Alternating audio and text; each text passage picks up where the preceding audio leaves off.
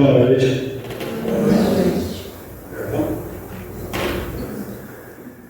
Bom, primeiramente, desculpa o atraso.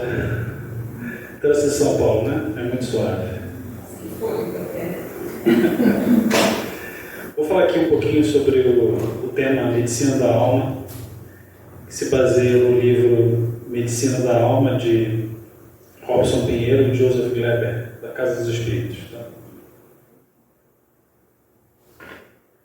Esse é um tema muito extenso, tá? E engloba diversos outros itens embaixo desse tema, vários outros subitens.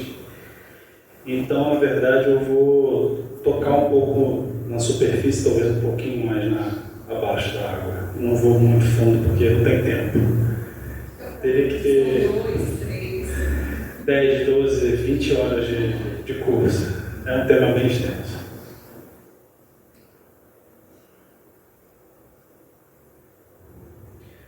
Bom, dentre esse tema bem profundo, que é como a gente cuida da nossa alma, né? Como a gente remedia a nossa aura, a nossa alma e a nossa aura, a primeira coisa que a gente tem que entender o que é uma aura, né? Todo mundo aqui sabe que é aura?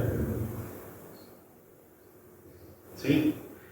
Então, a aura é uma atmosfera fluídica própria nossa, né?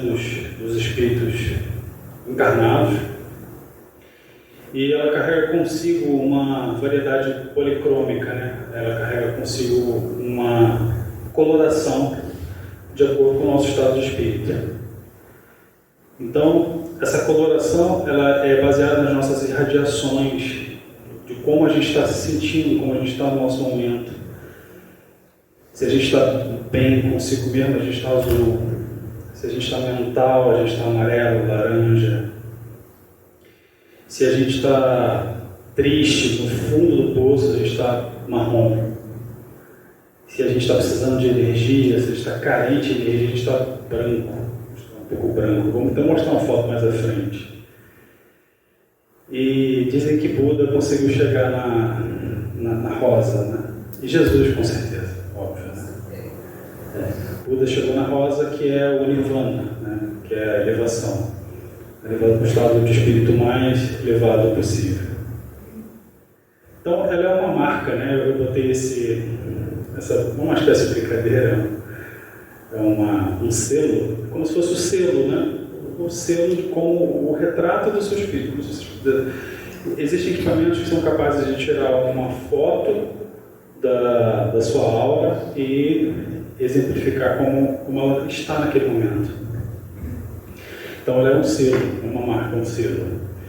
E é impossível esconder os sentimentos e suas qualidades através da aura. Não tem como você não revelar o que você está sentindo, o que você está pensando através da sua aura.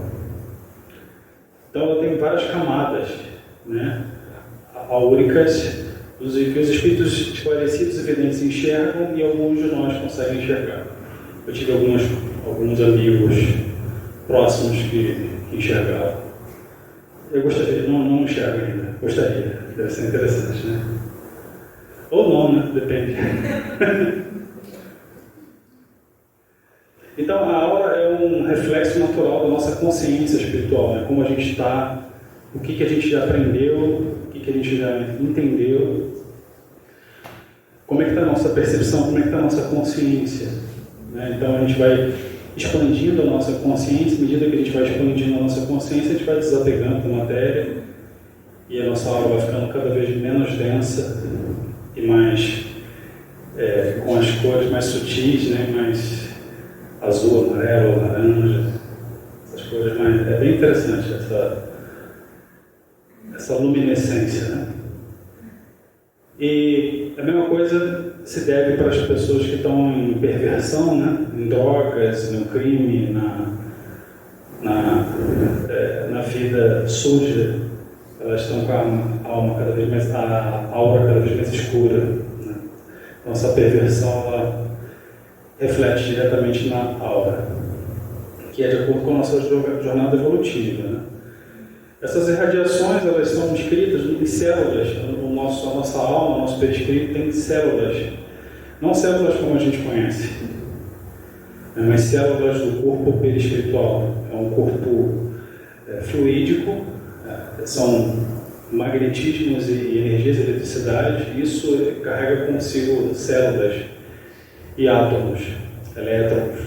A estrutura que a gente estudou na física elementar, lá na Tieteteca primária.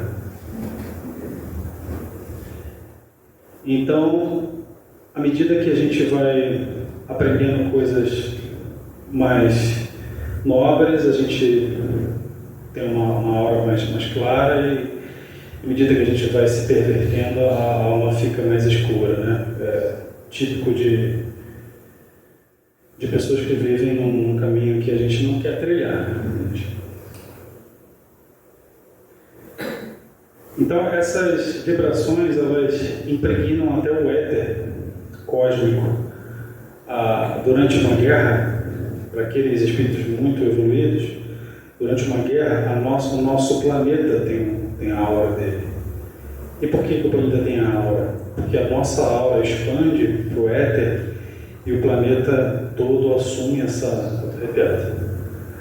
O planeta assume essa densidade típica das nossas vibrações que estão indo para o universo. A nossa vibração ela não fica aqui circunscrita ao nosso redor.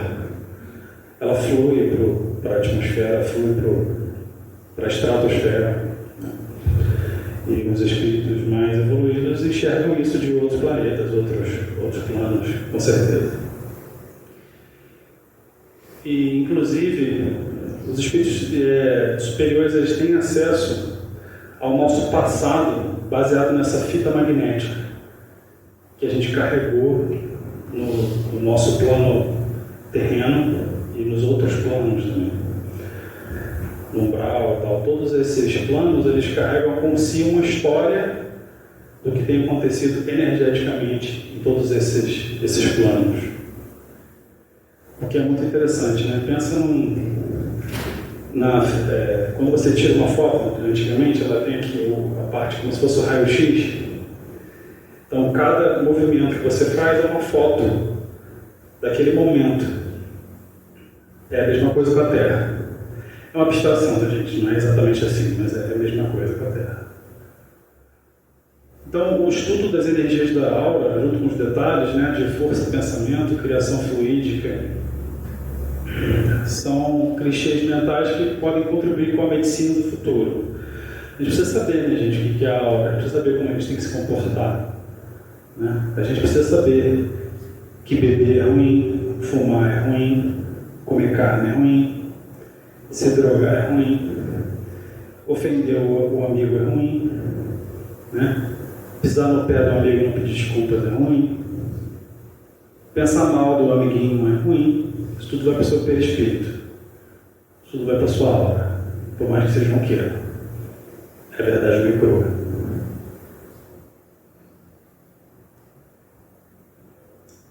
Então, quando os homens de ciência utilizam esse elemento psíquico como fonte de diagnóstico para os tratamentos, a nossa medicina fica mais rica. A gente passa a perceber o ser humano não só como um conjunto de órgãos, de células, mas como uma coisa muito mais sutil, muito mais profunda, muito mais eterna, com base nessas realizações do nosso passado e do presente, né? Então é uma fotosfera iridescente, né, que circunda o organismo humano e constitui esses elementos psíquicos, que são princípios intratômicos desenvolvidos nos astrais do psicossoma. O psicossoma é tudo aquilo que a gente somatiza para a gente. Né? Tudo que a gente faz na nossa vida, viveu, né? Não só nessa vida, mas nas outras, constitui o nosso psicossoma, que é a nossa psique mais energética. E à medida que a gente vai vivendo as nossas vidas, a gente vai construindo o psicossoma. E isso faz com que seja muito fácil identificar o que a gente está errando.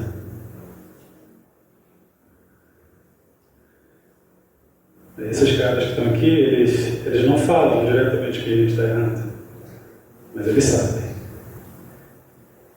Por que não fechar ali, por favor?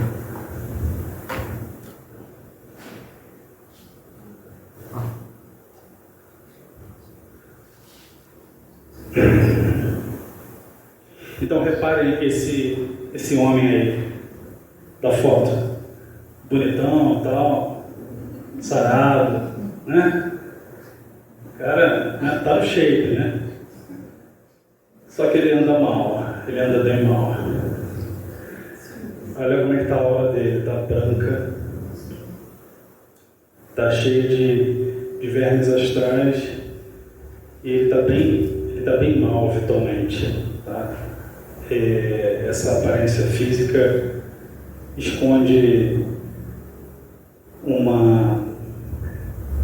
ele está bem suscetível a doenças, a vermes astrais, inclusive tem alguns vermes astrais ali atrás.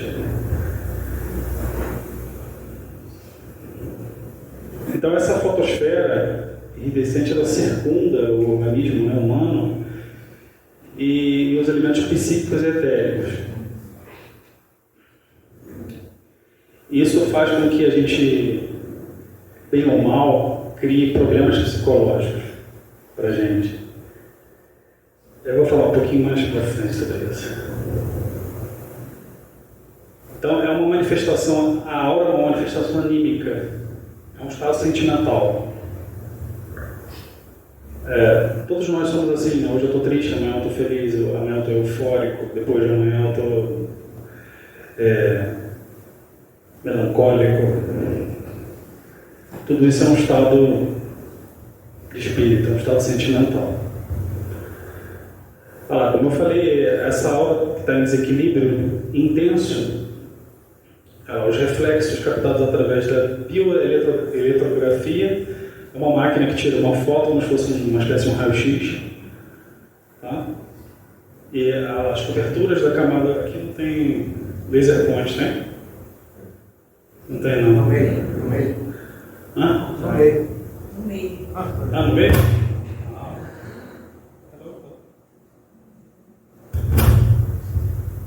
Mau contato.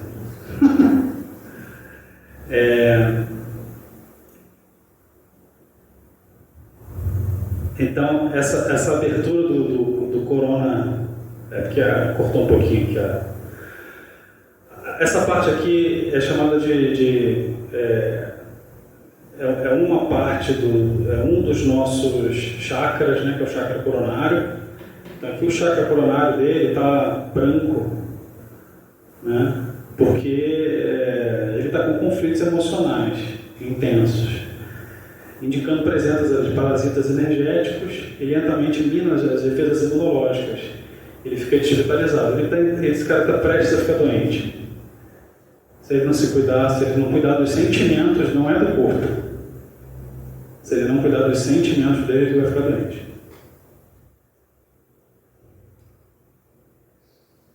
Agora é um tema tenso e denso, que inclusive quando eu estava escrevendo esse material, eu fui bem perturbado. Literalmente. Escrever sobre obsessão é muito difícil, tá, gente? Não é para qualquer um, não. Você fica bem mal acompanhado.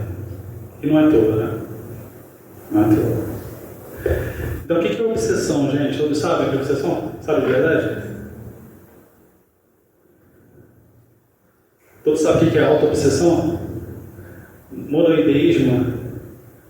Então não sabe direito, né? Obsessão é um mecanismo intercâmbio doentio entre os encarnados e os desencarnados. É como um véu negro que se estende sobre a vida da alma, pois a sua existência se deve aos laços de afinidade que são cultivados na inferioridade moral das criaturas terrestres. Trocando em miúdos, você atrai aquilo que você merece. É sintonia magnética, sintonia energética. Se você está se sentindo filantrópico, você não tem como você atrair.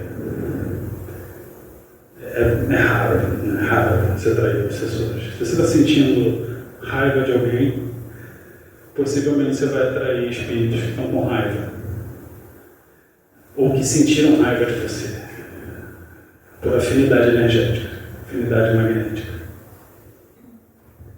Então ele pode ser comparado com neurose, né? Fazendo notar as diversas manifestações do psiquismo do doente, identificando nas manias aspectos nervosos, comportamentos desregrados, se observa na maioria das pessoas. Isso aqui é uma dica, tá? Todo ser humano que tem comportamento desregrado atrai obsessor. A gente tem que ter uma regra, a gente tem que ter uma rotina. A gente não pode hoje acordar às 11 horas da manhã, amanhã acordar às 6, depois acordar às 7, depois eu dormir às 6 horas da manhã, depois eu dormir... Não dá, não dá. Ninguém fica em equilíbrio dessa forma. É impossível. Então é importante a gente criar regras para que a gente possa preconizar uma disciplina, vai evitar essa aproximação. Em processos mais intensos, definidos por Allan Kardec como fascinação, a gente pode compará-lo com uma psicose, ele gera distúrbios comportamentais mais graves, caracterizada pela ação da mente desencarnada da pessoa, fazendo acreditar ser o que não é. Complexos, né, intercâmbio doentio de manifestações depressivas, mórbidas, psiquismo enfermo. Tem muito espírito que gosta de manipular as pessoas, tá? Ele fala, você é incrível, nossa, você é genial, você é maravilhosa, você é espetacular. Será que a gente é isso tudo, gente? Será? Não, né? Egocentrismo é um problema. Eu sei o que eu estou falando. Não acreditem, tá? Não. Façam uma prova dos 6. Para quem ouve, né? Estou falando que eu ouço. E eu ouço todo dia. E não dá para acreditar em tudo que você ouve. Não dá para acreditar.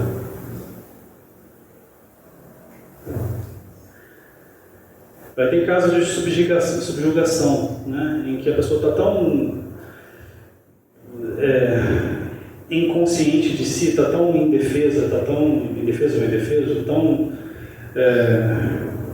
se sentindo impostor. Já vou falar sobre a síndrome do impostor, que ela se subjuga. O espírito faz com ela o que quer. Aí vai aquela pessoa, o que será que eu devo fazer? O que eu vou fazer? Aí alguém fala, faz isso aqui. Tá, tive uma ideia. Não teve ideia não. Não vejo você. Tá, então isso são casos que a pessoa já está bem mais manifestada, né? Já está com esse obsessor há muitas gerações. Eu tenho um amigo meu que tem um obsessor que é da Inquisição Espanhola. Está atrás dele até hoje. Para saber como é que os espíritos não esquecem. Alguns, né? Outros esquecem. Desde quase a época medieval, né? A Inquisição Espanhola vem um pouco depois. Então esse processo doentio, ele de novo, ele é sintonia. Eu sou um pobre coitado, eu sou uma vítima. Não é. Você está vivendo isso por uma razão. Então isso pode induzir a pessoa a fazer ações físicas constrangedoras.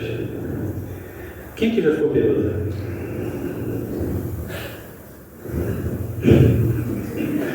Quem já fez besteira quando ficou bêbado? Vocês acham que veio de você? Essas ideias. Vai lá, faz aquela besteira lá, vai ser legal, vai ser divertido.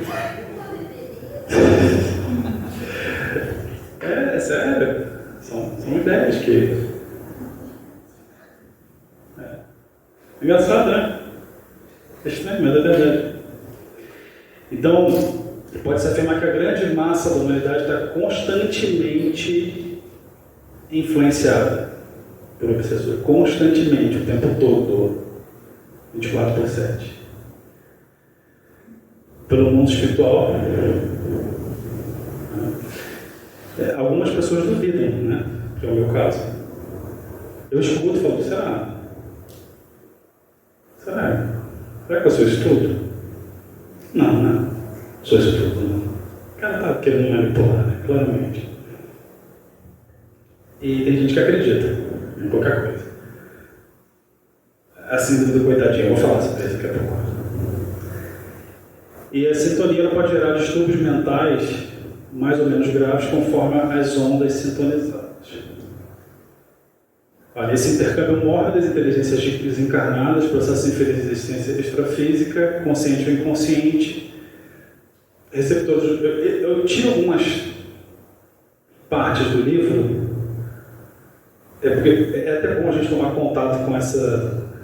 Puta, o Márcio está querendo falar difícil. Não é isso. É importante a gente ter contato com essa literatura mais culta. Tá? Por isso que eu trouxe exatamente algumas coisas eu mudei, mas algumas coisas eu trouxe ipsiliteris para a gente tomar contato com essa literatura que faz bem para a gente. Tá? E essa é uma das coisas, é uma das estratégias para se livrar da obsessão. Educação, talvez a maior.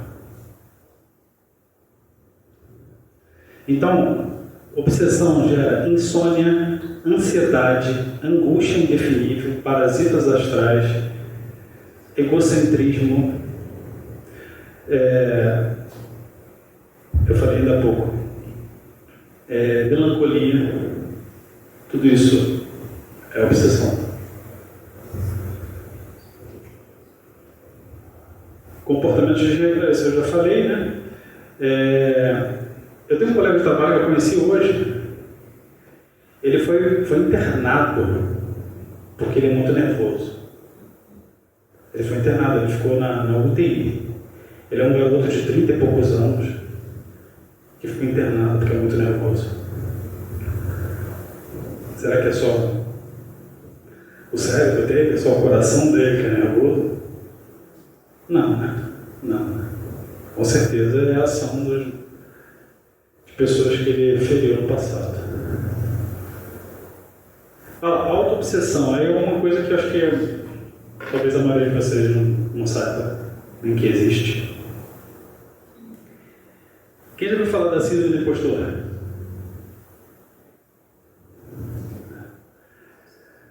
Quem já ouviu falar de autossabotagem? A síndrome do impostor é quando você acredita que você é menos do que você é. Eu não sou capaz. Eu não vou fazer essa prova porque eu não consigo. Eu não vou me candidatar naquela vaga de trabalho que não é muito para mim. Eu não vou ser promovido porque eu trabalhei a vida inteira como arquiteto e não vou conseguir virar agente de arquitetura. Não, gente, não. A gente pode muito mais. A gente pode muito mais. Não sejam vítimas de si mesmos. Não sejam vítimas de si mesmos. E a autossabotagem é bem por aí também. Quando você duvida de si próprio, você se inferioriza. Eu não sou boa o suficiente para ele. Eu não sou bom o suficiente para ela. Eu nunca vou chegar no nível daquele cara, do meu diretor. Eu nunca vou chegar no nível de um mestre espiritual. Não, gente, a gente vai chegar sim. É só querer, é só lutar, é só fazer por onde. Tá? E por que essas pessoas que têm essa autossabotagem, essa síndrome do impostor, estão se distanciando do seu design, do seu desenho?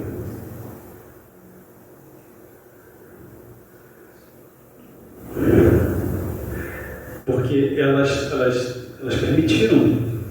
É muito simples. Elas permitiram. Então Deus não quer isso para você. Deus tem um desenho para você, para todos nós.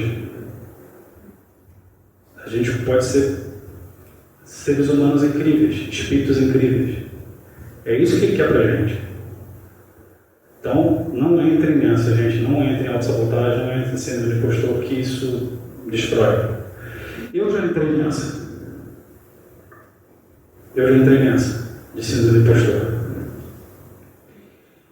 E depois eu vi que não tem porquê.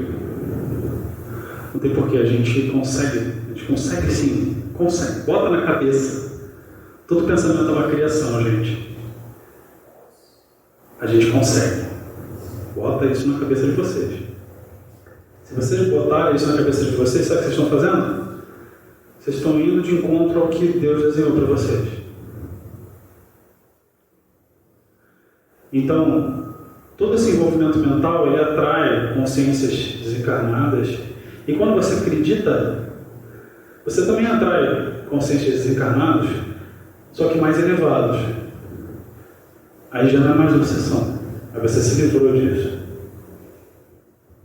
Não é incrível?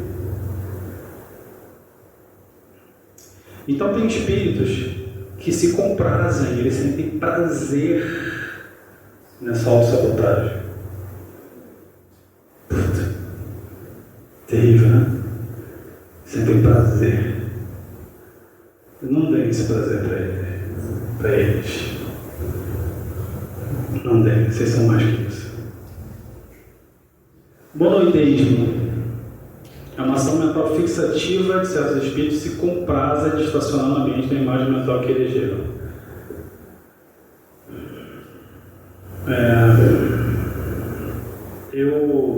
Eu não estou dizendo que é exatamente isso, tá? Mas só para exemplificar. Eu conheço profissionais de uma empresa X que ficaram 30, 40, 50 anos na mesma posição. Aí a pessoa fala assim, olha que maravilhoso, que empresa maravilhosa. Eu estou há 30, 40 anos fazendo a profissão X. Será que é tão maravilhoso assim?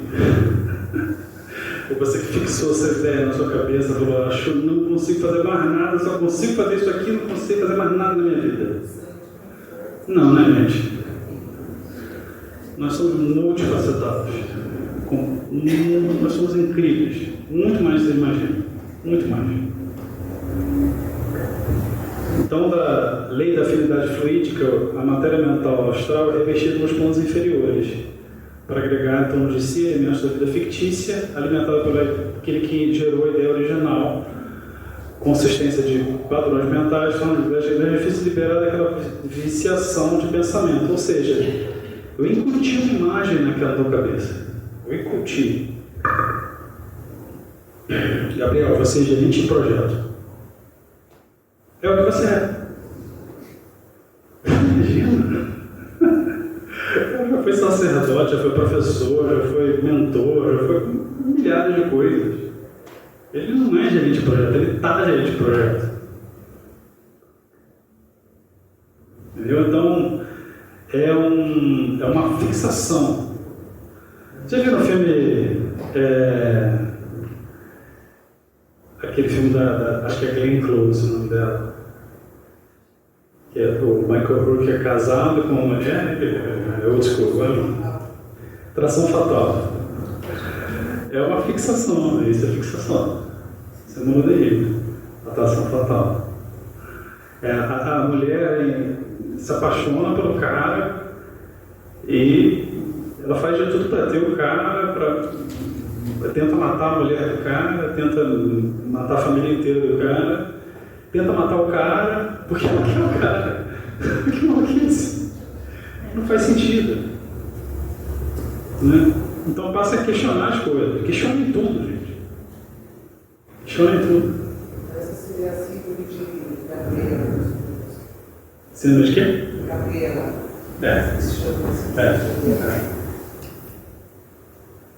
Então agora eu só falei de coisa ruim, né? Vamos falar de tratamento. Então o objetivo do tratamento é alcançar a ruptura dos laços que ligam os monoteístas aos quadros mentais. Cada situação de desequilíbrio perdure aproximadamente dos cenários irreais, né? Cenários irreais. Deus não quer nada ruim para a nossa vida, gente. A gente vai falar sobre dor daqui a pouco, tá? Mas dor não é ruim.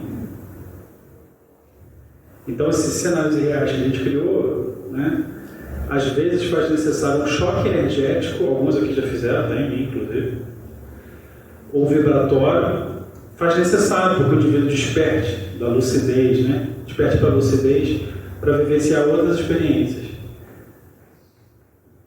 Às vezes a gente está tão vidrado numa situação que a gente tem que tomar um choque. Isso é um dos tratamentos. Ministrado aqui nessa casa, inclusive. Essa possível estratégia da mente focada longe de aspectos subjetivos, né, é modo que não afete o senso de realidade social do dia a dia. Ou seja, você não precisa focar numa coisa só, gente.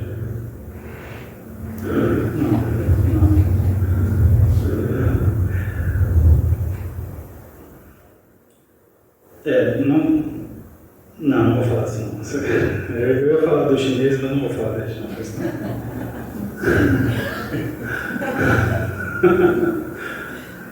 Então, após o desencarne, esse espírito aportará do lado apresentando sérios prejuízos à organização psicossomática, né? Ainda falando da obsessão, então, para você se recuperar desse estado íntimo desorganizado, você acaba indo para um outro corpo que vai conter os mesmos problemas. Quando a gente morre, né, quando tem muita gente, não, eu não aguento mais essa vida, vou matar. Não adianta nada, vai continuar. Vai continuar. Vai ser até pior se fizer isso. Bem pior. Então, a possível estratégia é manter a mente focada longe desses aspectos que não afetam a senso de realidade e suas relações sociais do dia a dia. Ou seja, tira sua mente, faz outras coisas. Olha, eu ando de bike, eu trabalho, eu estudo, eu venho aqui dar palestra. Às vezes eu vou lavar a louça, faço churrasco, falo besteira com os amigos. Sai do foco, não fica só no foco. Aquele negócio de viciado em problema. Você está viciado em problema, é hora de parar e tomar uma água. Né? Você está viciado no problema, você não vai. Você tem que sair do problema e ir para a solução. Então, a necessidade do trabalho do enfermo com os recursos do magnetismo e fluidoterapia.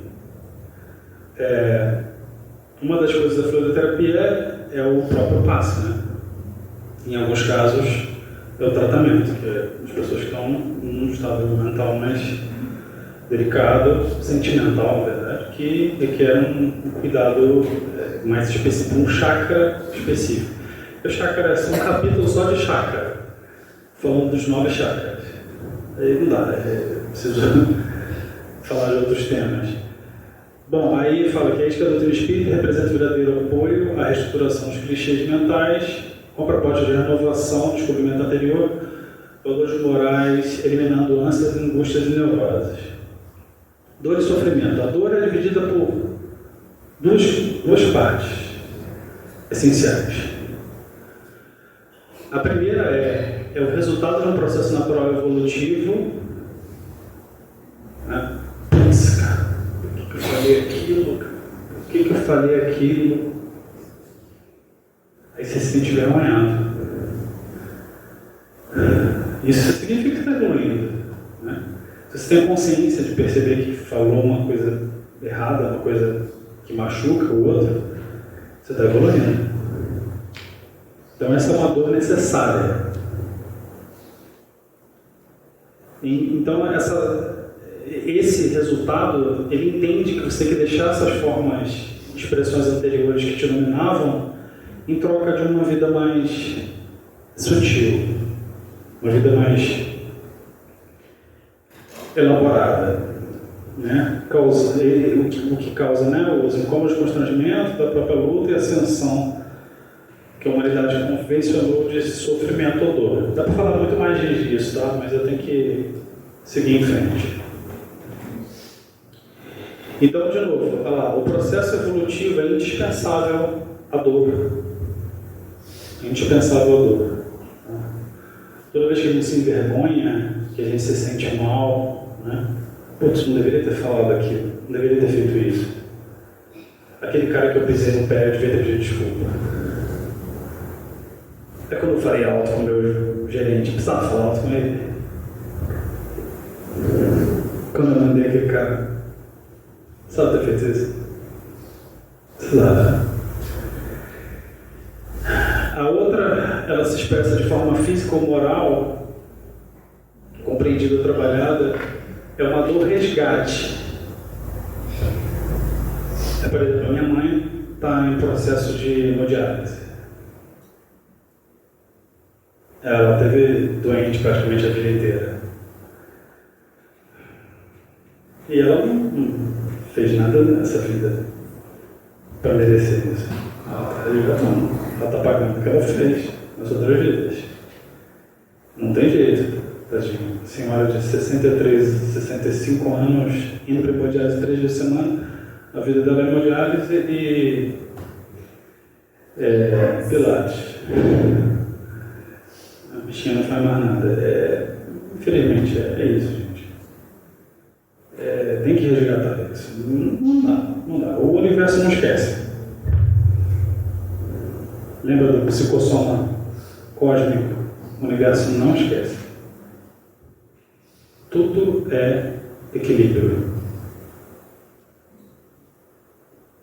Então, isso é resultante da conduta equivocada nas encarnações anteriores, é a ação corretiva da lei harmoniosa do universo, que chamamos de karma.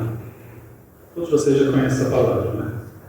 Então, essas são manifestações de débito, que são expressadas na enfermidade física, deficiência variada, de correções da harmonia do conjunto. Quando você sente dor de cabeça, nem sempre é ressaca.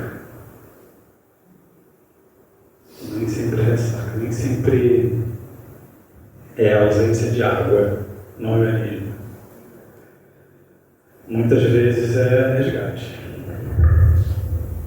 Até nessa vida, tá? A gente paga da própria vida.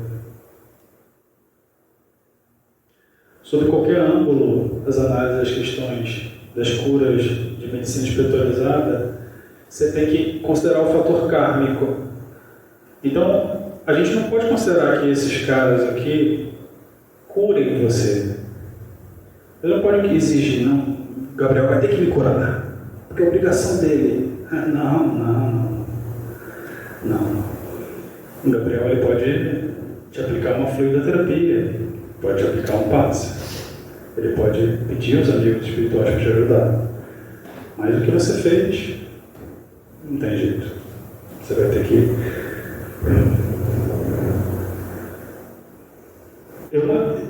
Nas minhas outras encarnações, eu fui guerreiro, gente. Em Roma, em vários outros.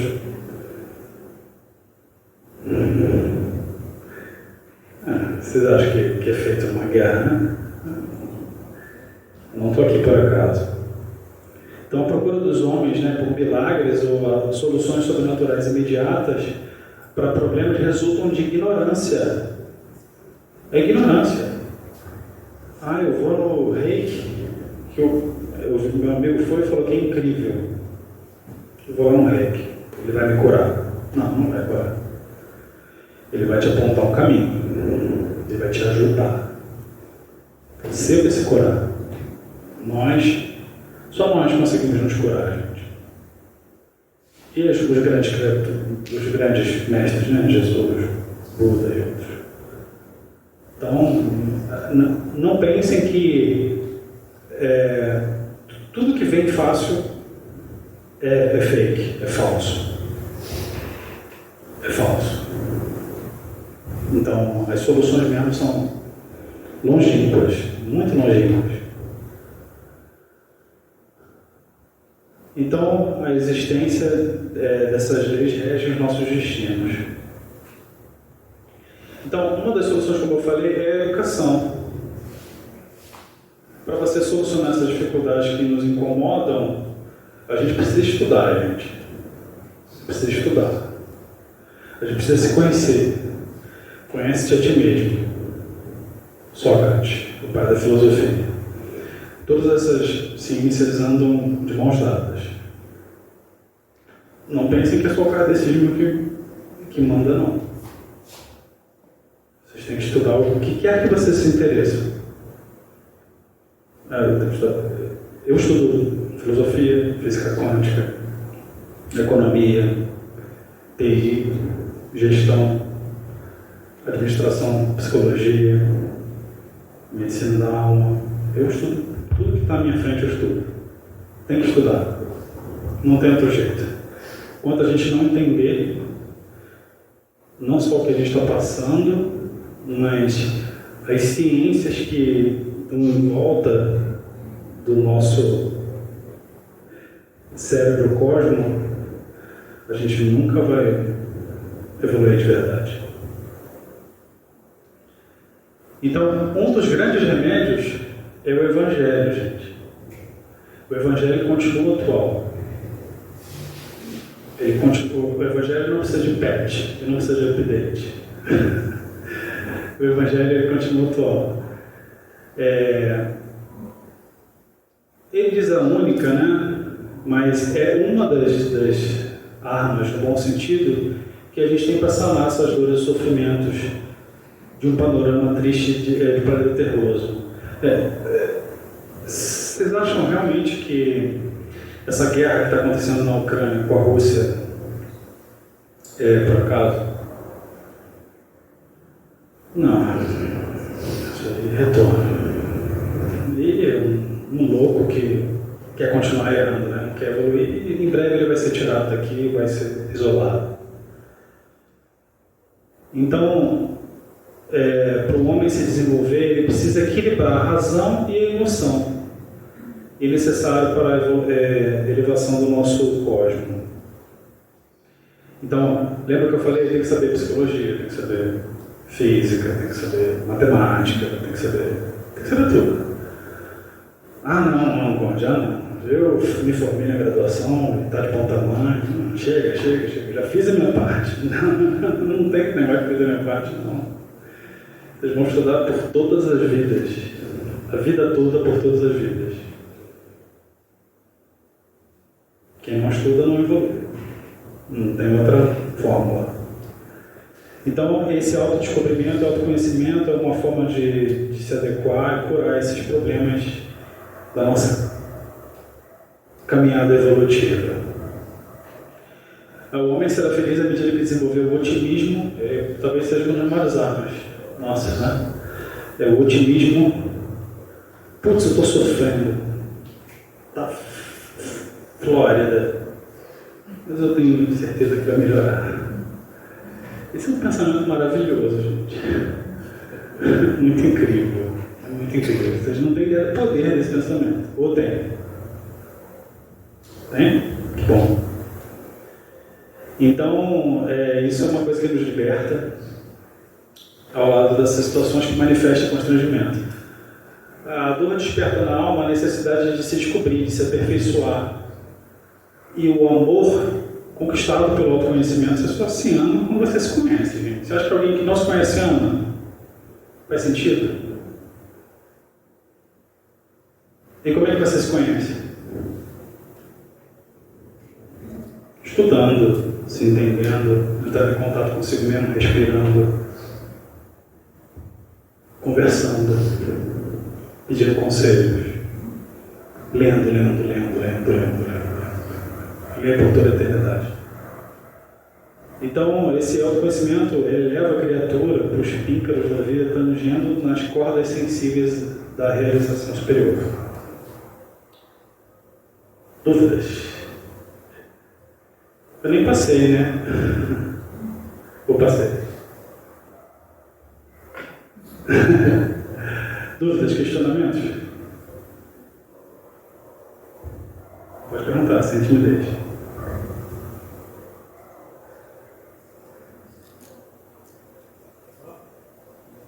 Você não quer falar, filha? Eu ouvi você planejar uma palestra mesmo de funcionários em casa.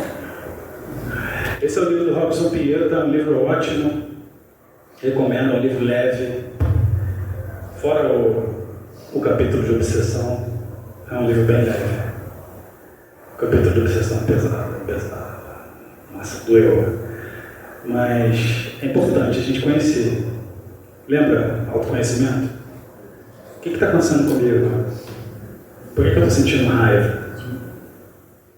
Será que essa raiva vem de mim? Por que eu estou melancólico? Por que eu estou triste?